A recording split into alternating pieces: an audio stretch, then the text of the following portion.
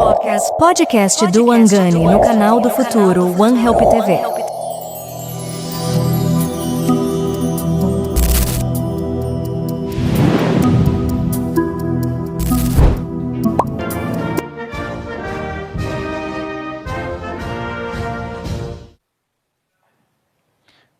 Françaises, Français, mes chers compatriotes, hier, l'Assemblée nationale a voté à la majorité absolue le rejet du budget de la sécurité sociale et ce faisant la censure du gouvernement de Michel Barnier. Aujourd'hui, le Premier ministre m'a remis sa démission et celle de son gouvernement et j'en ai pris acte. Je veux ici remercier Michel Barnier pour le travail qu'il a accompli pour notre pays, pour son dévouement et pour sa pugnacité. Lui, comme ses ministres, se sont montrés à la hauteur du moment, quand tant d'autres ne l'ont pas été. Le 9 juin dernier, je me suis adressé à vous pour annoncer la dissolution de l'Assemblée nationale. Cette décision était à mes yeux en effet inéluctable. D'abord, car le vote aux élections européennes avait donné une large avance au Rassemblement national et placé les extrêmes en tête. Ensuite, car de nombreux responsables politiques annonçaient déjà la censure pour cet automne. Cependant, je dois bien le reconnaître, cette décision n'a pas été comprise. Beaucoup me l'ont reproché, et je sais, beaucoup continuent de me le reprocher. C'est un fait, et c'est ma responsabilité. Cependant, nul ne peut dire qu'en faisant cela, je ne vous ai pas redonné la parole. Et je crois que c'était nécessaire. Vous avez pris vous-même votre responsabilité en allant massivement voter aux élections législatives en juin et juillet dernier. Et ce vote, ainsi que les désistements réciproques décidés par plusieurs partis, ont composé une Assemblée nationale sans majorité. Aucun parti, aucune coalition présentée aux électeurs, en effet, ne peut prétendre avoir seule la majorité.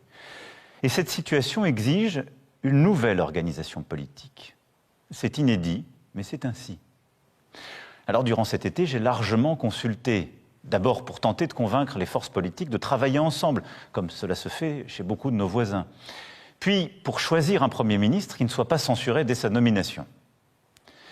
C'est pourquoi, en septembre, mon choix s'est porté sur Michel Barnier, un responsable d'expérience, jusqu'alors dans l'opposition, parce qu'il était en effet susceptible de rassembler la majorité la plus large à l'Assemblée et au Sénat, de la droite républicaine au centre, en passant par les radicaux et les forces indépendantes et des territoires.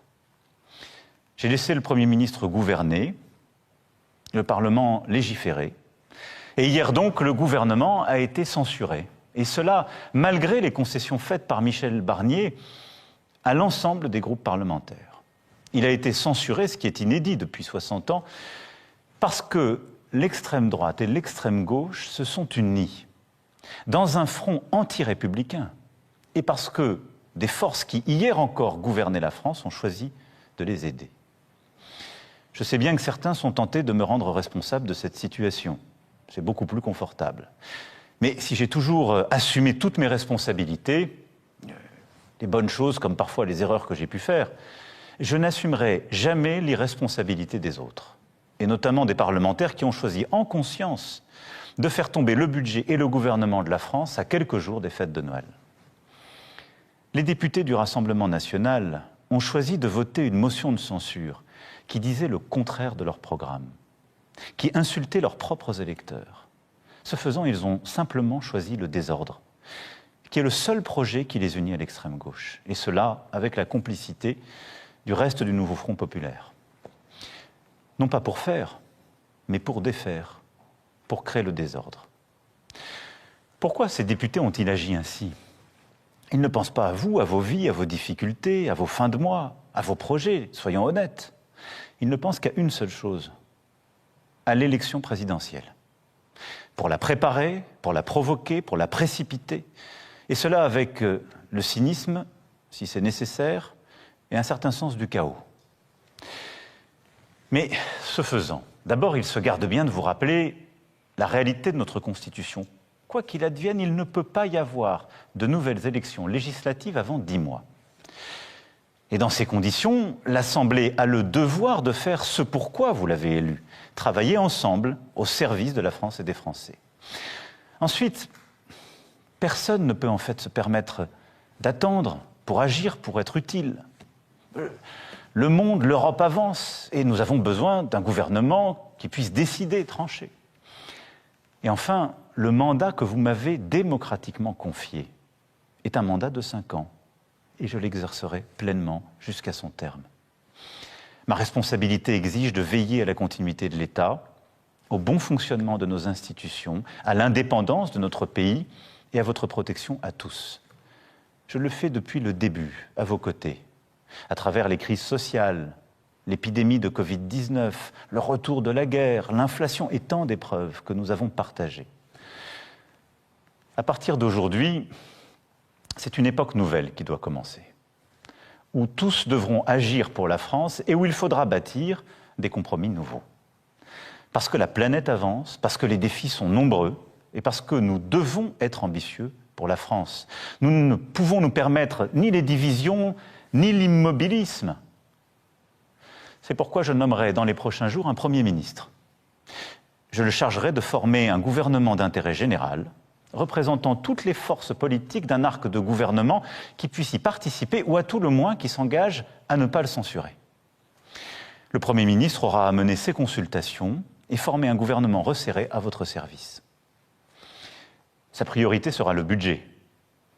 Une loi spéciale sera déposée avant la mi-décembre au Parlement et cette loi temporaire permettra, comme c'est prévu d'ailleurs par notre Constitution, la continuité des services publics et de la vie du pays. Elle appliquera pour 2025 les choix de 2024. Et je compte bien qu'une majorité puisse se dégager pour l'adopter au Parlement.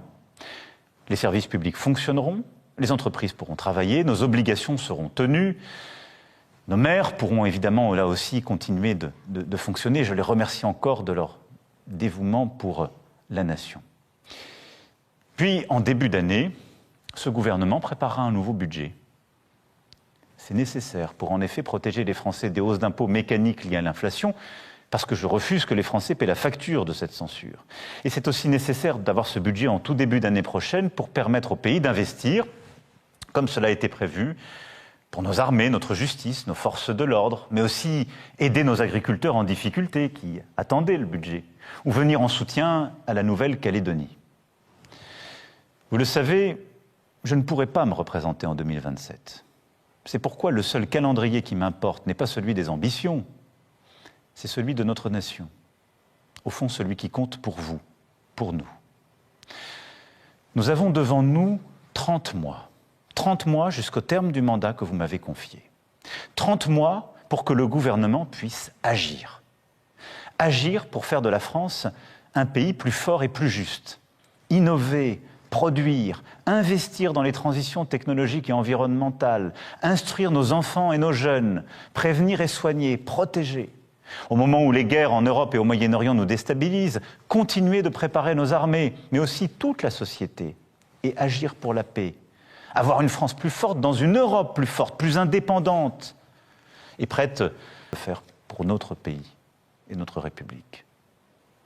Vive la République, vive la France. Podcast do Wangani no canal do Futuro One Help TV.